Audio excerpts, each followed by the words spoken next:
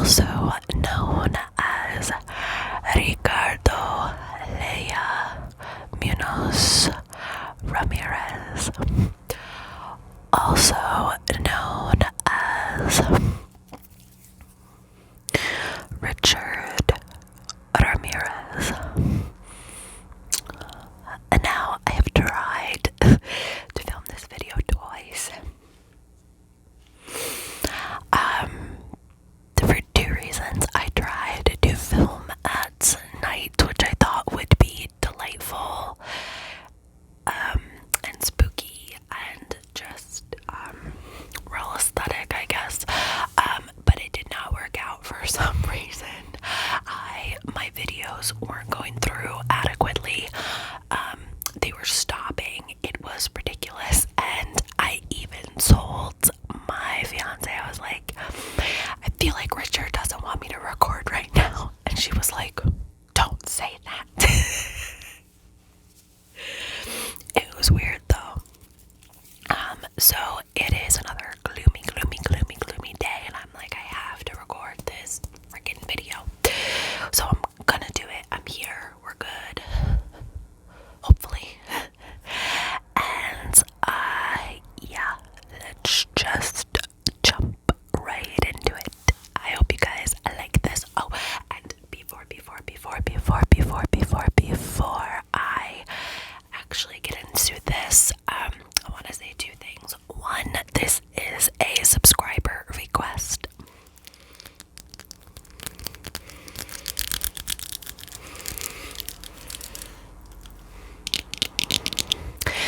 This is a subscriber request from Liz.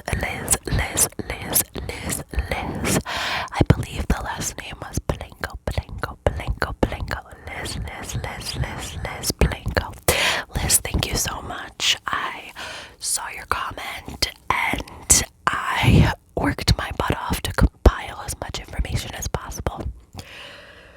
Now, full disclosure, Richard Ramirez has a rap sheet that is like, I almost wanted to say a CVS receipt, but really, it is long and he was all over the place.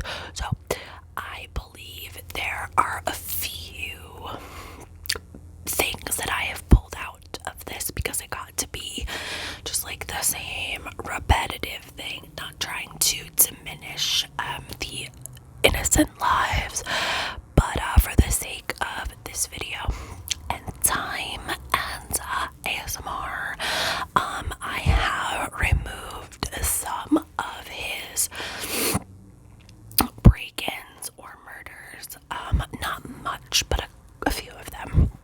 Full disclosure, just so nobody out there is like, you missed this, you missed that.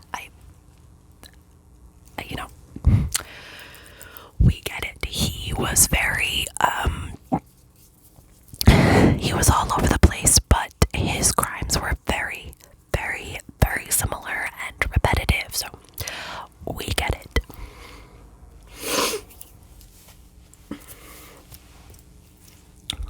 Okay. So, Richard was born, I'll probably go back from saying Ramirez and Richard, but whatever. Richard was born February 29th, 1960 in El Paso, Texas. He was the youngest of five children. His father, Julian, was a police officer or some sort of authority in Mexico. And his mother's name was, I believe, Mercedes. But the pronunciation could be off on that. So, a little bit about Richard's father, Julian. I'm not 100% sure on this, because I read different things, but I did hear that Julian had a temper. He was, I don't want to say, like, typical, like, dads who serial killers, but, like, because that's, but unfortunately,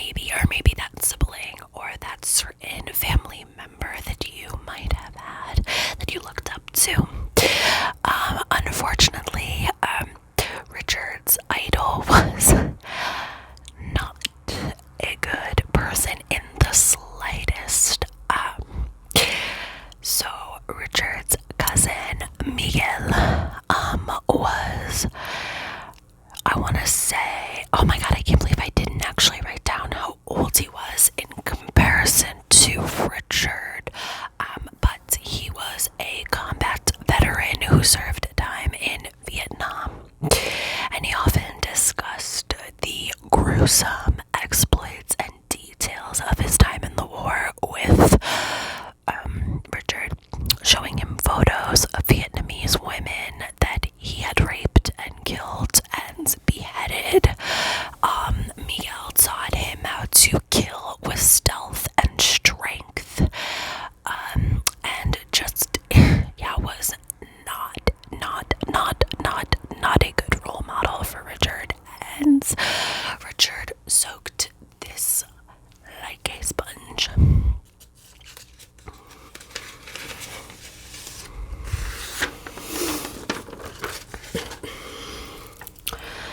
To make matters even worse, on May 4th, 1973, Miguel fatally shot his wife in the face in front of Richard. Just terrible. So this time with Miguel and this incident is really said to be the defining moment that really tipped Richard one way or the other. And this is the way that he went. So Miguel was found guilty and spent four years in an insane asylum. I believe Richard moved in with his sister Ruth at this time, but the damage was done. It was seeded and it was beginning to grow and develop, and unfortunately he did not have a chance. So he began to dabble with LSD. He began burglarizing homes, and he was briefly imprisoned at one point for grand theft auto.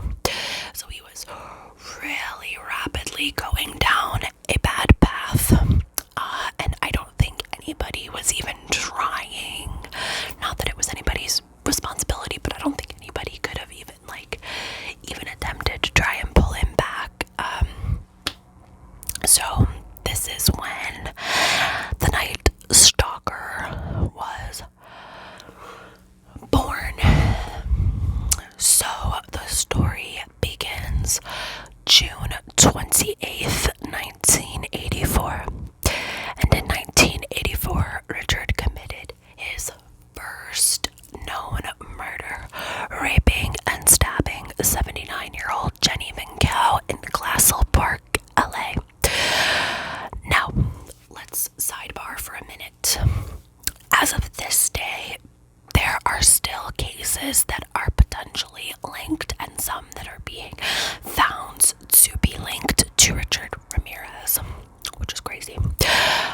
So actually, I believe it was 2009. Yes, Richard Ramirez DNA was matched to a crime that was earlier than this June 28th crime with Jenny Vincao. On April 10th, 1984, 9-year-old Mei Ling was murdered in the basement of the hotel where he was living, but I wanna say this was a young boy. It doesn't really matter, I suppose, but it was a young child. So I will touch base on this a little bit later, but I wanted to add this in there that yes, there was an earlier crime committed than Jenny Vincao. Okay. And probably earlier ones than that, in all honesty. March 7th, 1985. I feel like I'm like praying on my knees right now, looking up at my notes. I gotta figure out a different way to like read all these notes. Okay. March 17th, 1985. Richard Ramirez attacked 22-year-old Maria Hernandez. She was outside her home and she was pulling in her garage. He went to shoot her, but she held her hands up to her face and the bullet ricocheted off of her keys, which is like a 1 in a fucking million thing. Like, Oh my god. Inside the house, her roommate Dale was shot in the head and died. Within an hour of this, Ramirez pulled a woman. I have her biological name, but I don't want to butcher it and potentially be ignorant about it. But in quotes it says Veronica, so I'm gonna say Veronica. He pulled Veronica out of her car in Monterey Park, California. He shot her and fled, probably taking her vehicle as he did often. This day created intensive media coverage, and they began to let the public know and let the surrounding areas know about this this person that was going around all over the place, and they had substantial details on him, especially from Maria, who had mentioned his curling hair and his rotting teeth. On March 27th, 1985, Ramirez burglarized a home in Whittier, California. At 2 a.m., he broke in and he killed Vincent Charles Zazara, who was 64 years old at the time, with a single gunshot to the head. And his wife Lavinia woke up and he beat her, bound her, and searched the home for valuables.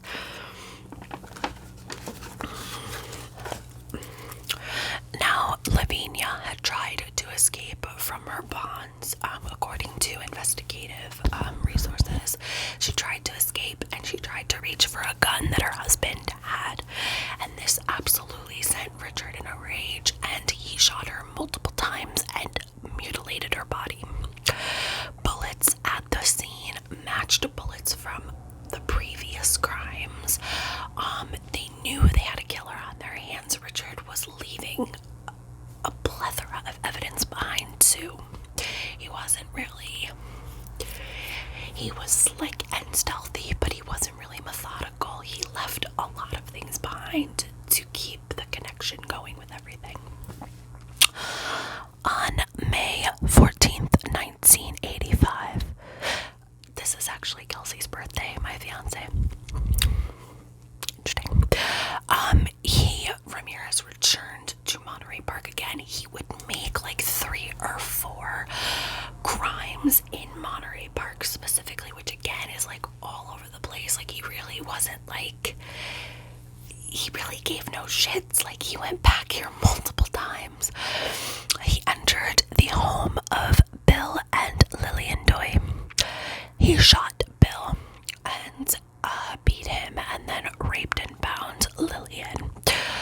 Bill would die later in the hospital, and I believe Lillian survived.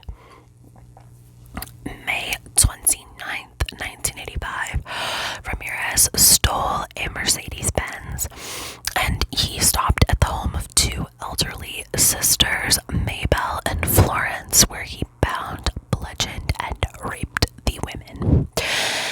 Now, he used lipstick to draw pentagrams on the wall. He drew things on these ladies' bodies, and this would also be something that he would do at other crime scenes if he hadn't already done it prior to this incident.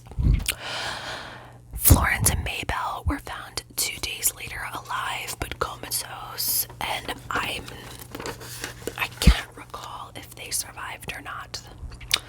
Again, this is not for lack of research. It was just a lot of information to gather, so I'm kind of trying to keep the flow going.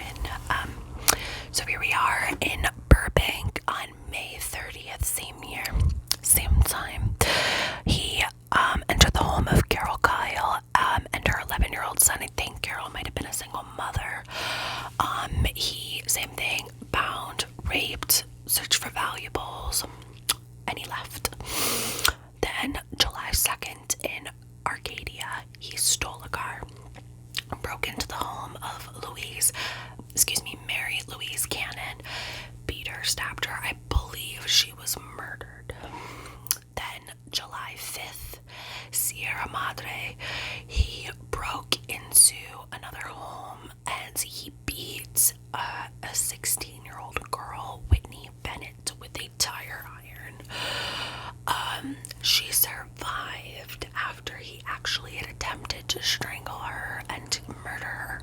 She needed 500 stitches.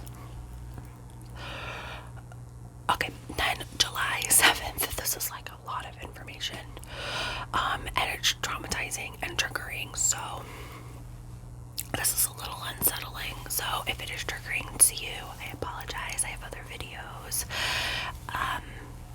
but yeah. So July 7th, he burglarized the home of Joyce Lucille Nelson in Monterey Park. He beat her to death. Again, Monterey Park. He beat her to death, and they were able to identify his shoe prints, and I'm positive they had already identified shoe prints, fingerprints, like prior to this or right around this time. Then he also chose the home of Sophie Dickman in Monterey Park. He beat her, bound her, and asked her to swear on Satan that she had no other valuables in the house. He would also do this to his victims as well, prior, during, afterwards.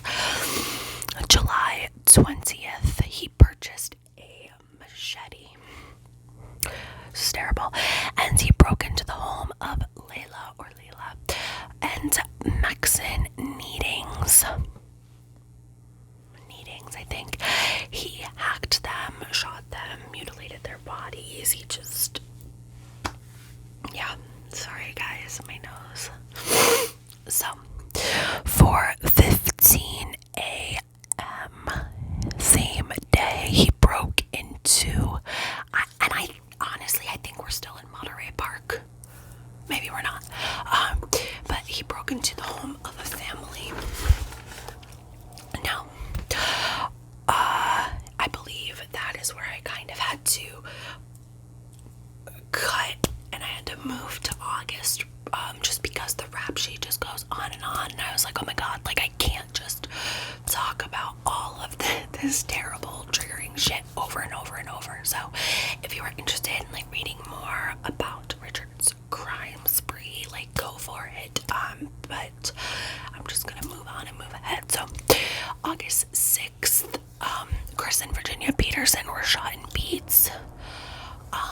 The couples, I believe, survived their injuries, and then August 8th, Richard had also broke into another couple's home. He killed the man of the house, I guess, so to speak. He killed the husband, and he handcuffed and beat the wife. Her name was Sakina, and he, dragged her around the house and made her swear to Satan that there were no other valuables in the house. So again, this is just going on and going on and going on and going on and going on and going on. And I believe around this time he was like, tell police the Night Stalker was here. So this was a huge turning point in the case. They had a lot of evidence. They had his shoe prints. They had all these bullets from the same gun. Like, and I wrote, tell them the Night Stalker was here. So, he was starting to create a name for himself, for his victims that were still alive, to tell police. And again, the description of his curly hair, his dark hair, his rotten teeth. Around, let me see, so later August, I believe, police obtained a really thorough description from a victim of his. I believe their name was Anise Erickson, and they released his mugshot. They realized who it was. They realized that it was Richard Ramirez, and they released his mugshot to the media, and they were like, we have to flesh him out. We have to create awareness. We have to get this guy. Like, this is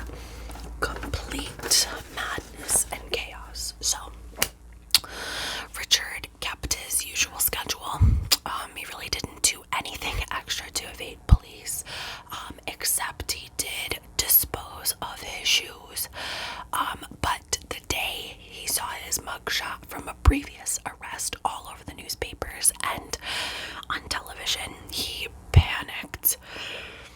A group of elderly women fearfully spotted him out in public. I believe they were by like a bus station or something.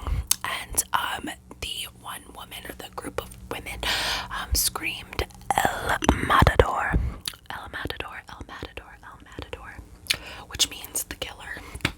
So he immediately fled. He began trying to carjack, hopping fences, running through people's yards. He was running like I don't even think he had like any sort of mission. He was just going, and the community were chasing him, and it became an angry mob, and they wanted him dead. I believe I found a couple like eyewitness statements about this, how Richard told the police, he was like, "Oh my god, I'm so glad you guys got me," like, because at this point he knew that he was going to be killed by this mob. It was out of control. I think one person said that when Richard came through his yard, he like beat him with like his barbecue tongs or something. It was madness. Again, if you want to read more about that, there's a lot of information. I'm running out of breath.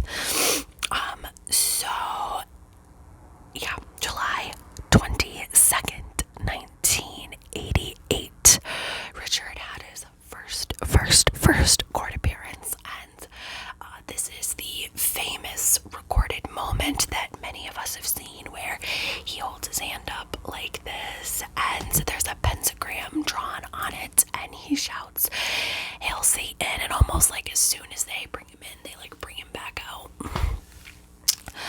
So then, let me see. Okay, September 20th, 1989, Ramirez was convicted of 13 counts of murder, 5 attempted murders, 11 sexual assaults, and 14 burglaries. Which, honestly, these numbers are probably on the low end, and were at the time were very lenient. I mean, clearly in the case of little Mei Ling, who was killed in the hotel, and Ramirez DNA was found there, clearly they're linking him to other cases still to this day. So, November 7th, he was sentenced to die in the gas chamber. While in prison, he married a woman named Doreen. This really isn't anything of importance, but more so just a little sidebar side note. He married Doreen. She was just a fan, obsessed with him, loved him, and I don't believe anybody knows where Doreen is to this day. She's very off the grid, off the radar. Ramirez was on death row for 23 years. He was still attempting to appeal his case when he was hospitalized and passed away on June 7th, 2013 from B-cell lymphoma complication. So that's like cancer of the lymph nodes, and that's like a very aggressive cancer. He was also dealing with Hep C infections, and he had chronic issues from the heavy substance abuse that he endured as a young person. Richard was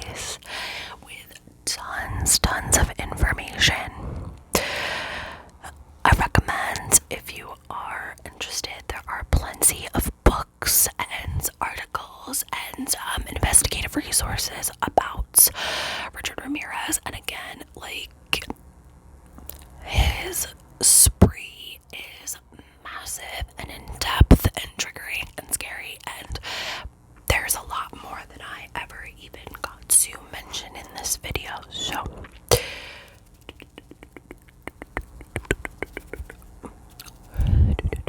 thank you again, Liz, for recommending this. I remember when Richard passed away, I was in college, and I knew, I mean, from, you know, how popularized and how media sensationalized his case was, we all kind of knew a lot about Richard Ramirez, but investigating this, I definitely learned a lot more, and I really appreciate the request for this case, and I hope you enjoyed it, Liz, and thank you again for the request, and I hope you all found it educational and knowledgeable and got some tingles. Let me know below what case you would like me to cover next. I do have a case that I'm currently working on from another kind subscriber, which will be out soon, but I'm always taking requests, and if I have failed to acknowledge your previous request, let me know below. I would love to cover it. Thank you again for being here, and don't forget, tell your friends, tell your grandma about the